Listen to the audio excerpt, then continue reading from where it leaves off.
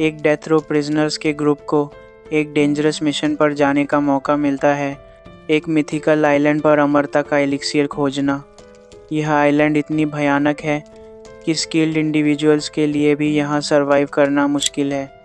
कहानी की शुरुआत में एक सफ़ेद बालों वाला लड़का एग्जीक्यूशन प्लेटफॉर्म पर खड़ा है। उसका नाम गबीमारू है, जो इवागाकुरे का एक खूंखार निंजा शिनोबी है जिसे हॉलो कहा जाता है। उसका दावा है कि वह जीना नहीं चाहता, फिर भी उसे मारने की हर कोशिश फेल हो जाती है। उसकी गर्दन पर रखी स्वॉर्ड टूट जाती है और जब उसे ज़िंदा जलाने की कोशिश की जाती है तो फ्लेम सिर्फ उसके कपड़े जलाती हैं। उसे कुछ नहीं होता। लोग हैरान हैं। एक रिकॉर्ड कीपर, जो असल में एक जल्लाद है जिसका नाम सागिरी यामादा साइमोन है, सोचती है कि अगर गब्बीमारू सच में मरना चाहता है तो वह इतना रेजिस्ट क्यों कर रहा है। यह सुनकर गबीमारू के चेहरे पर उदासी छा जाती है।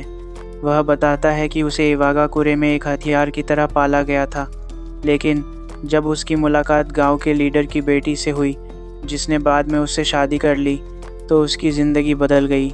वह बहुत काइंड और लविंग थी। गब्बीमारू ने एक नॉर्मल लाइफ जीने का सपना देखना शुरू कर दिया। जब उसने गांव छोड़ने की कोशिश की तो उसके कॉमरेड्स ने उसे धोखा दिया और उसे पकड़कर प्रिजन में डाल दिया। सगीरी उसे समझाती है कि अगर वह सच में मरना चाहता तो पुलिस द्वारा पकड़े जाने पर वह 20 लोगों को नहीं मारता। यह रेवलेशन गबीमारू को स्टन कर देती है। क्या वह सच में जीना चाहता है? अपने आखिरी दिन उसे 370 उबलते तेल में फेंक दिया जाता है। लोगों को लगता है कि अब वह मर जाएगा, लेकिन धुआं छंटने पर वह बिना किसी चोट के बाहर निकलता है। सगीरी यह देखकर डिसीजन लेती है। वह उसे एक सीक्रेट रूम में ले जाती है और एक कताना पेश करती है। जैसे ही वह करीब आती है, गबीमारू की राइवल इंस्टिंक्ट्स किक इन होती है और वह अपनी रिस्ट्रेंट्स तोड़कर डिफेंसिवली खड़ा हो जाता है। इस मोमेंट में उसे एहसास होता है कि वह अभी भी जीना चाहता है। वह अपनी वाइफ से सच्चा लव करता है। सगीरी उसे शोगुन का एक स्क्रॉल दिखाती है जिसमें पार्डन का वादा है। अगर गब्बीमारू एक स्पेशल मिशन पूरी करके ज़िंदा लौटता है तो उसके सारे क्राइम्स माफ़ कर दिए जाएंगे। मिशन है शिनसेनो नाम की पैराडाइज लाइक जगह पर जाना और एलिक्सिर ऑफ इमॉर्टैलिटी लाना। लेकिन यह आसान नहीं। पहले भेजे गए लोग लाश बनकर लौटे थे। उनके शरीर पर फ्लावर्स लिपटे थे। गबीमारू की आंखों में आंसू आ जाते हैं क्योंकि अब वह सच स्वीकार करता है। वह अपनी वाइफ के लिए जीना चाहता है। गबीमारू अब इस जर्नी पर निकलने के लिए तैयार है। उसके साथ अन्य खतरनाक क्रिमिनल्स भी हैं। शोगुन का एक सोल्जर घोषणा करता है कि लिमिटेड स्पेस है, इसलिए मिशन पर केवल कुछ ही लोग जा सकते हैं। चालाक कैदी समझ जाते हैं कि उन्हें एक दूसरे को मारना होगा। एक खूनी फाइट शुरू हो जाती है। गबीमारू कोने में चुपचाप खड़ा रहता है। इस सेंसलेस वायलेंस का हिस्सा नहीं बनना चाहता, लेकिन दूसरे कैदी उसे इजी टारगेट समझते हैं। कुछ लोग सगीरी को भी कमज़ोर समझकर हमला करते हैं, लेकिन वह एक समुराई क्लान से है और तुरंत कई कैदियों को मार देती है। जब कैदी गब्बीमारू को घेर लेते हैं तो उसके पास कोई चॉइस नहीं बचता। वह पल भर में सबको मार गिराता है। शोगुन और सगीरी दोनों शॉक्ड हैं। इस नरसंहार के बाद केवल कुछ सबसे खतरनाक कैदी बचते हैं जिनके नाम रेड से लिखे थे। वे शिनसेनो आइलैंड के लिए शिप पर सवार होते हैं। जैसे ही गबीमारू और सगीरी आइलैंड पर कदम रखते हैं, उन्हें एहसास होता है कि यह जगह जितनी खूबसूरत है उतनी ही खतरनाक भी है। चारों तरफ ब्यूटीफुल फ्लावर्स हैं, लेकिन ये वही फ्लावर्स हैं जो पिछले मिशन पार्टिसिपेंट्स के शरीर से उगे थे। सगीरी एलिक्सर पर स्केप्टिकल है, लेकिन गब्बीमारू को यकीन है कि यह असली है। गब्बीमारू अपनी चेन्स तोड़ने की कोशिश करता है ताकि वह पूरी स्ट्रेंथ से लड़ सके। तभी उनका पहला दुश्मन, एक weapon expert death row criminal, सामने आता है। वह गब्बीमारू पर एक बड़ा आयरन बॉल फेंकता है। गब्बीमारू ज़मीन पर गिरता है, लेकिन घायल नहीं होता। उनका ओपोनेंट सिर्फ मारना और जीतना जानता है। वह सोचता है कि बाकी सबको मार देने से एलिक्सिर पाना आसान होगा। गबीमारू बिना समय गंवाए हमला करता है उसकी स्पीड और पावर इतनी ज़बरदस्त है कि उसका विरोधी हवा में उड़ जाता है। गबीमारू उसका वेपन छीनकर वापस फेंक देता है और वन मूव में फिनिश कर देता है। एक वॉचर समुराई गबीमारू को चेतावनी देता है कि वागाकुरे के लोग भी मिशन पर आ रहे हैं और अगर उसने जल्दी नहीं की तो वे उसकी वाइफ को मार सकते हैं। गबीमारू का पेशेंस जवाब देने लगता है। उसके अंदर का डीमॉन और ह्यूमन दोनों लड़ रहे हैं। जब वह गुस्से में सगिरी पर हमला करने वाला होता है तो उसे अपनी वाइफ की इमेज याद आती है। यह इंटरनल वॉर शुरू हो जाती है। जैसे जैसे वे आइलैंड की खोज करते हैं उन्हें अजीबोगरीब क्रीचर्स मिलते हैं। एक मछली जो सीधे चल सकती है, ह्यूमन लाइक मॉन्स्टर्स जिनके लिम्स अलग अलग जगहों पर उग रहे हैं और बटरफ्लाइज जो कैदियों पर बैठते ही उनके शरीर को फ्लावर्स में बदल देते हैं। सगिरी और गबीमारू को पता चलता है कि यह गेम ऑफ डेथ है। सगिरी एक अजीब इंसेक्ट के जाल में फंस जाती है और गबीमारू बिना सोचे समझे अपनी जान रिस्क पर डालकर उसे बचाता है। तभी 3 नए कैरेक्टर्स आते हैं। एक लड़की जो खुद को युजुरिहा कहती है, एक खतरनाक निंजा और उसके 2 गार्ड्स। युजुरिहा जो अपनी ब्यूटी एंड क्यू निंग के लिए जानी जाती है, आते ही गबीमारू के साथ फ्लर्ट करती है, लेकिन गबीमारू अपनी वाइफ के प्रति लॉयल है। युजुरिहा सजेस्ट करती है कि अगर वे टीम अप करें तो सर्वाइवल चांसेस बढ़ जाएंगे। सगिरी और गबीमारू मान जाते हैं। जैसे ही वे टीम अप करते हैं, युजुरिहा के गार्ड्स में से एक जो एक मास्टरमाइंड के लिए काम कर रहा था हमला करता है। गबीमारू तुरंत उसे मार देता है। सगिरी को एहसास होता है कि यह आइलैंड सिर्फ एक जंगल नहीं बल्कि एक रिलीजियस टेस्टिंग ग्राउंड है। एक और ग्रुप भी मॉन्स्टर्स का सामना कर रहा है। 2 भाई चोमा और तोमा। चोमा एक इंटेलिजेंट क्रिमिनल था जिसने अपने छोटे भाई तोमा को सामुराई बनने के लिए तैयार किया ताकि वह उसे बचा सके। जब एक मॉन्स्टर तोमा को पकड़ लेता है तो चोमा भाग जाता है। तोमा को लगता है कि उसके भाई ने उसे छोड़ दिया, लेकिन चोमा न्यू वेपन लेने गया था। जब वह लौटता है तो एक और शॉक लगता है। मॉन्स्टर्स इंसानों की तरह बोल सकते हैं। एक और टीम रोता और टेनही आइलैंड से भागने की कोशिश कर रही है। वे समुद्र में एक लार्ज गोस्ट शिप देखते हैं जो लाशों से भरा है। तभी एक बड़ी टेंटिकल तेनी को खींच लेती है। जो बाहर आता है वह एक प्लांट लाइक कॉर्प्स है जो पहले आइलैंड से भागने की कोशिश करने वाला समुराई था। यह सबको स्पष्ट हो जाता है, कोई भी इस आइलैंड से अलाइव नहीं जा सकता। गबीमारू और उसकी टीम एक अजीब और डरावनी ट्री लाइक क्रीचर से मिलते हैं जो एक बच्चे जैसा दिखता है। गबीमारू गलती से उस पर मर्सी दिखाता है जिसका वह फ़ायदा उठाकर उस पर हमला करता है। इस बार गबीमारू बिना समय बर्बाद किए एक बड़ा ट्री ट्रंक उठाकर उसे मारता है।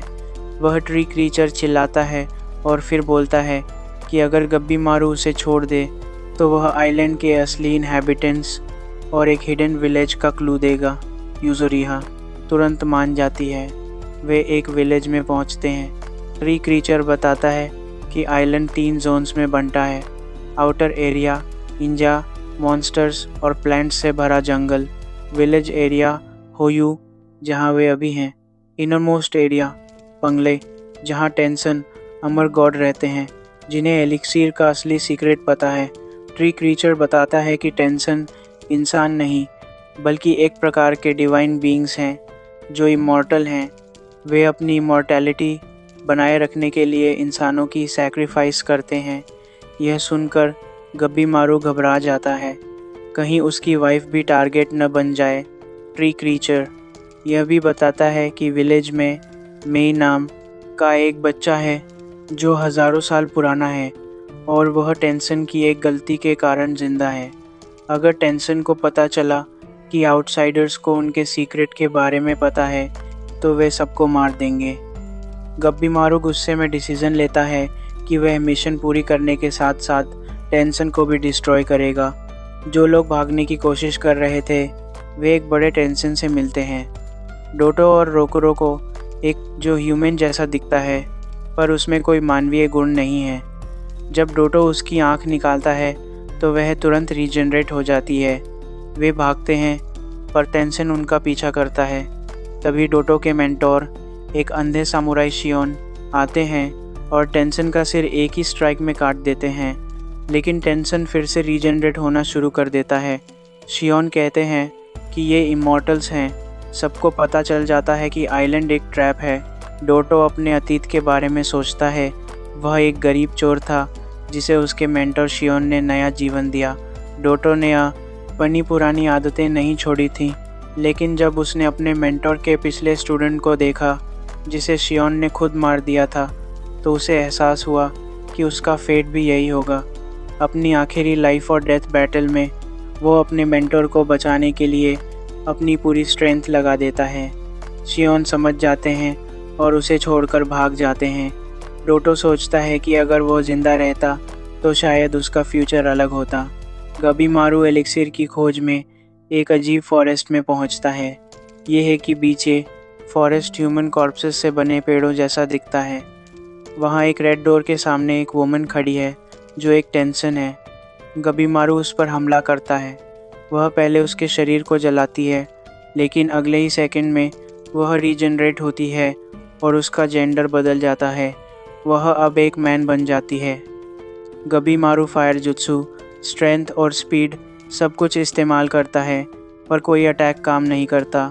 जब टेंसन उसे लगभग हरा देता है तो उसकी वाइफ की यादें उसे एक नई सर्ज ऑफ पावर देती हैं। वह टेंसन को ज़मीन पर पटक देता है, लेकिन वह फिर से रीजनरेट हो जाता है और इस बार प्योर फ्लावर्स के रूप में एक न्यू फॉर्म में आता है। एक स्विफ्ट एनर्जी वेव से गबीमारू हवा में उड़ जाता है और उसका शरीर एनर्जीलेस हो जाता है। तभी एक अनयूजुअल पावर वाली छोटी लड़की आती है, टेंसन के अटैक को रोकती है और एक गड्ढे में डिसअपियर हो जाती है। अगले दिन ट्री क्रीचर गबीमारू की टीम को बताता है कि टेंसन साथ हैं, जो एक ही व्यक्ति के अलग अलग फॉर्म्स हैं। यह भी बताता है कि यह आइलैंड कभी एक नॉर्मल विलेज था, लेकिन वहाँ रहने वाले लोग एक अजीब इलनेस के कारण पेड़ों में बदलने लगे। गबीमारू की टीम को अब डर है कि कहीं उनका फेट भी यही ना हो। जब सब एनर्जी रिकवर कर रहे होते हैं तो डाओशी नाम का एक नया फिगर सामने आता है जो टेंसन का एक डिसाइपल है। वह कहता है कि एलिक्सर एक डिसेप्शन है और आइलैंड पर आने वाले लोग टेंसन की इमॉर्टैलिटी सिस्टम के लिए एक ऑफरिंग बन जाते हैं।